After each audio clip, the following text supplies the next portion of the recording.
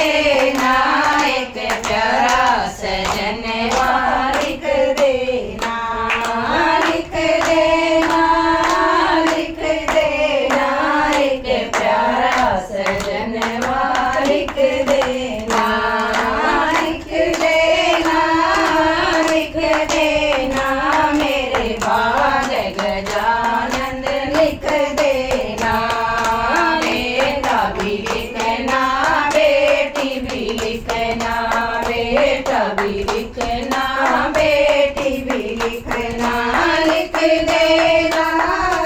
लिख देना मेरे दोनों की नौकरिया लिख देना लिख देना लिख देना मेरे दोनों की नौकरिया लिख देना लिख देना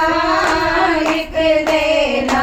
मेरे बाग गजानंद लिख देना